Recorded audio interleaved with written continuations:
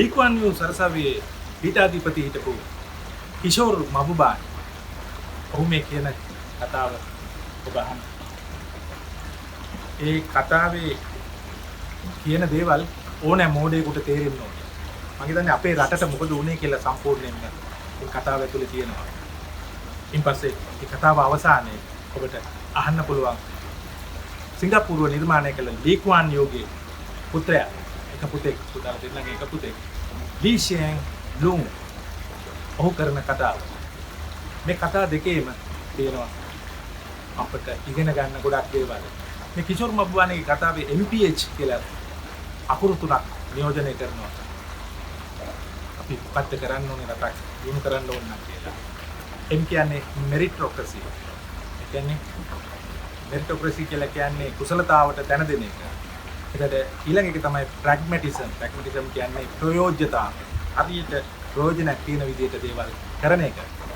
ඊළඟට H කියන්නේ honesty. honesty කියලා කියන්නේ ඉතින් අවංකකම. ඒක නම් තමන් හිතලා කරනවා මිසක් නීති වලින් කරන්න පුළුවන්. හැබැයි අවසානයේ තමන්ගේ අවංකකම රහසින්වත් හොරකම් වංචා දූෂණ නොකිරීම. ඒක තමයි මේකේ තියෙන අගය ඇතිම කොටස. අපි ඉස්සෙල්ලාම අහලා බලමු කිෂෝර් මබ්බානිගේ කතාව. ඊට පස්සේ මම කියන්නම් ලී ෂෙන් ලුන්ගේ කතාවේ තියෙන කොටස් කීපයක් ගැන. So, I was born in Singapore on 24th October 1948. So I guess I've lived in Singapore almost 70 years now. When I grew up, Singapore was still a poor developing country. Our per capita income when we became independent was $500, the same as Ghana in Africa. Either you can say the misfortune or the good fortune of being born in a very poor family in a poor Singapore. So when I was 6 years old, when I went to school for the first day, we were weighed at school. They wanted to see how heavy we were. And I was declared undernourished. So I was put in a special feeding program when I went to school, and the principal had a big pail of milk, and all the children who were underweight were asked to take one scoop of milk from the pail of milk. And our house in Singapore had no flush toilet. There was crime and riots, gangster fights in my neighborhood. So in a sense, I grew up in what you call a typical third world environment. And it's quite remarkable that in my lifetime, Singapore has gone from being a third world country to a first world country. And I have lived through this remarkable transformation. I was Dean of the Lee Kuan Yew School of Public Policy for 13 years, from 2004 to 2017. And I would give every student who came to the Lee Kuan Yew School the same lecture. I said, I'm going to share with you the secret of Singapore's success free of charge. And I to tell the students that if you implement this secret formula, your country will succeed. And I capture the secret formula with the acronym in English, MPH. The M stands for meritocracy. Meritocracy means that you select the best people to run the country. And what brings many countries down, especially in the third world, is that when it comes to selecting the finance minister or the economics minister, they will give their jobs to their brothers, their cousins, their uncles, their relatives, and not to the best people. And Singapore did the exact opposite. In Singapore, the jobs were given to the best people. And in the case of the Prime Minister, Mr. Lee Kuan Yew, Mr. Lee Hsien Loong, when he went to study in Cambridge University, he was the top student in the class, if not in the university. In fact, his professors were so impressed, they said, you should become a mathematician because you'll become a world-class mathematician. Then he went to study in another great university, the Harvard Kennedy School. And in that university, he's one of the few students to get an article published in a Tier 1 economics journal. Very few students get articles published in a Tier 1 economics journal. So he's incredibly brilliant And so if the best man of the job is Mr. Lee Kuan Yew's son, then he should be selected. Not on the basis of the fact that he's a relative, but on the basis that he's the best person for the job. So meritocracy is the first pillar of Singapore's secret formula. The second pillar is P, and P stands for pragmatism. Pragmatism is an English word, and it's an English concept.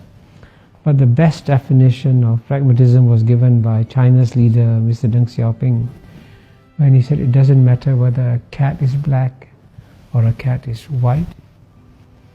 If the cat catches mice, it is a good cat. So in the same way, it doesn't matter what your ideology is. If it works, you use it.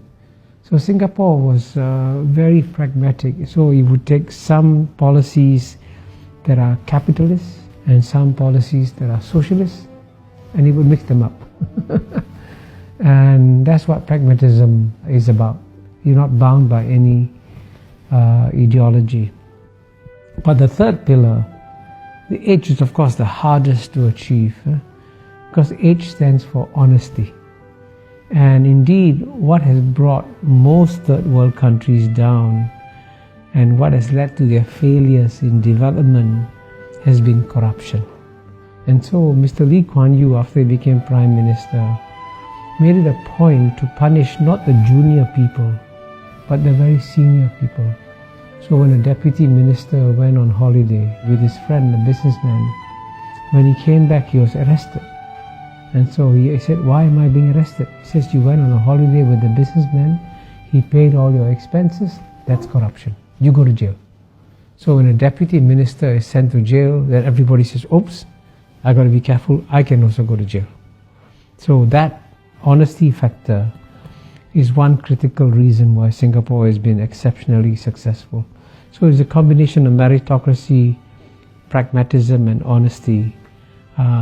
Then that's the formula for Singapore's success. අපි නම් ඉතින් ඔය කිෂෝර් මබ්බානිගේ කතාවේ තුන MPH කියලා අපි දකින්න අර ලොරි වල ඉස්සර වාහනවල පිටිපස්සේ ගහලා තියෙනවා මයිල්ස් per hour කියලා. ඒක නෙමෙයි මේ තමයි කුසලතාවට තැන දීම meritocracy. එතකොට P කියලා කියන්නේ pragmatism, ප්‍රයෝජනතාව, H කියලා කියන්නේ honesty. මේ තුන නැතුව රටක් ගොඩ දාන්න බැරි බව ඔහු ඉතාම පැහැදිලිව කියනවා ඔහුගේ විශ්වවිද්‍යාල ශිෂ්‍යයන්ට හැම වාරයකදීම ඔහු මේ දේශනය කරලා තියෙනවා. ඉතින් මම හිතන්නේ ඒකේ ප්‍රයෝජන තියෙනවා සිංගප්පූරුවට ගියාම අපිට දකින්න පුළුවන්. ඒ වගේම තමයි ලී ෂෙන් ලුන් මේ තාත්තා අගමැති හිටියේ හින්දා පුතාට අගමැතිකම හම් වෙලාද? ඒ කියන්නේ ඥාතිකමට නෑ. ඒක හින්දා නෙමෙයි. අපේ රටේ ඕ ඉන්දියාවේ වගේ නෙමෙයි. මේ අගමැතිකම හම් වෙන්නේ ගෝ චොක් ටොන් කියන අගමැතිවරයාගෙන් පස්සේ ලී කුවන් යූ ඊට පස්සේ ගෝ චොක් ටොන් ඊට පස්සේ තමයි ලී ෂෙන් ලුන් අගමැති වෙන්නේ. ඒකත් ඔහුට හම්බ වෙන්නේ ඔහුගේ දක්ෂතාව හින්දා මිසක් ඔහු ලී කුවන් යූගේ පුතා වෙච්ච හින්දා නෙමෙයි. ඔහු කියනවා අර ඉලෙක්ෂන් එකක් කියන්න ගියාම ඒවා ඉලෙක්ෂන්ස් නෙමෙයි ඔක්ෂන්ස් කියලා. මේවා නිකන් අපටම කියන දේවල් වගේ. ඒගොල්ලෝ පහු කරලා ආපු අඳුරු අතීතය ගැන ඒගොල්ලෝ අපට කියන විදිය බලන්න. But we may be small, we still need stabilizers. And especially we need stabilizers in two areas: protecting our reserves and safeguarding the integrity of our public service. Why do I say this? Because these are two critical elements that give us safety, security, assurance, and resources for the future. It's taken us decades to build up our foreign reserves. They are our oil in the ground. If we don't have a second key, and you happen to have a generous or profligate government, then one government can spend it all and bring you back to zero. Elections will become auctions, where the parties compete to be more generous than the other, offering what it can do to voters by raiding the bank, as happens in countries much richer than us. You look at Australia, when 10 years ago, under basically a conservative government, they built up a significant amount of reserves or surpluses. They set up pension fund for the future, and they said this is our sovereign wealth fund, and this is to make sure that in future you'll be provided for state pensions and so on. But then came elections, and both parties, whether in government or out of government, because of the dynamic of the situation, they had no choice. One side offers something, the other side offers more, and back and forth. It's an auction. Today, the funds for the future have disappeared. The country is in deficit. The commodities boom is over. The budgets cannot be settled. They have to cut back spending. It's extremely contentious. We are back where they were, all within 10 years. It can happen to Australia with all that wealth and resources. Think what can happen if it's Singapore. That's money. What about people? The whole of our excellence in government, competence, the performance of the country depends on the integrity and the ability of the individuals in the key posts in the public service. Judges, central bankers, the accountant general, the commissioner of police, the people who head our stat boards, who sit on our stat board, key stat boards, the people who manage our reserves. Once corrupt persons get into key positions, that's the end. It's not only the end because they take money and help themselves, because you can stop that and put them in jail. It's the end because they subvert and corrupt the system and make it impossible to root out the cancer, which then becomes entrenched throughout the system. The system is permanently broken. You look at other countries. President SBY, President Yudhoyono of Indonesia, used to lament publicly about the problem he had with what he called the judicial mafia. He doesn't mean the mafia on the streets. He means judges whom he could not trust for their integrity because they had become corrupt and they had become part of the problem. You look at other countries where the police are in cahoots with the crooks. And if you have a problem, you're not sure whether you should go to the police station or run away from the police station. Or you look at countries where those responsible for safeguarding state assets instead raid the bank. As the Malay proverb goes, pagar makan padi. You are the hedge, but you are eating the rice, which you are supposed to protect. To prevent this, or at least to make this harder, this system needs a second key. And the challenge is for us how to ensure this second key strengthens and stabilizes our system of government.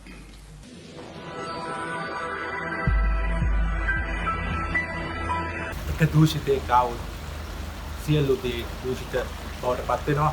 ඒක නරක වෙච්ච අඹ ගෙඩියක් තිබ්බොත් මුළු අඹ ගෝණියක්ම නරක වෙන්න පුළුවන්. ඒ වගේම තමයි ඔහු කියනවා දූෂණය කියන එක ඒක පිළිකා. ඒක හැදුනට පස්සේ යම් රටක ශරීරයට ඒක මුලින් උත්තා දාන්න කොහෙත්ම අමාරු වෙනවා අසීරු වෙනවා. හින්දා ඒකට ඉඩක් නැති සිස්ටම් එකක් නිර්මාණය කිරීම තමයි ඔහු කියන්නේ. අධිකරණය ගැන කියනවා සමහර රටවල් වල අධිකරණය දූෂිතයි කියලා. ඒ වගේම ඔහු කියනවා පොලිසිය ගැන. පොලිසියද හොරුද කියලා හොයන්න බැයිලු. කවුද හොරා කවුද පොලිසිය කියලා හොයන්න බැයිලු. ඒක නම් අපේ රටේ අධිකරණය නම් තාම ගෞරවනීය විදියට අපි මතක් කරනවා. මොකද අධිකරණය නිසා තමයි මේ තරමින්වත් මේ රට රැකිලා තියෙන්නේ. හැබැයි පොලිසිය ගැන එහෙම අපිට කතා කරන්න බෑ මේ වෙනකොට. පොලිසිය දේශබන්දු යටතේ නම් ඉරාන් අලස් යටතේ නම් පොලිසියට පත් වෙලා තියෙන තත්ත්වය තමයි මේ විෂයන්ගු කියන තත්ත්වය. මොකද්ද? හොරා කවුද? පොලිසිය කවුද කියලා හොයන්න බෑ. වැලිගම වෙඩි තබා ගැනීමෙන් අපි දැක්කේ ඕක. ඔහු අවසානයේ අපේ ජනශ්‍රුතියේ තියෙන ආචිලත් මේ අපි පුංචි කාලේ කියන කතාවක්. වැටක් නියරත් ගොයම් කානන් කාට පවසන් ඒ අමාරු. අපිව ආරක්ෂා කරන්න තියෙන දේවල් අපිව විනාශ කරනවා නම් කාටද කියන්නේ? එමනම් ලිෂයන් ලුන්ගේ මේ කතාවත් අහලා ඔබ තීරණය කරන්න ඊළඟ මැතිවරණයකදී ඔබ කල යුත්තේ කුමක්ද කියලා. හරි විදියට වෙනස් කරනවා නම්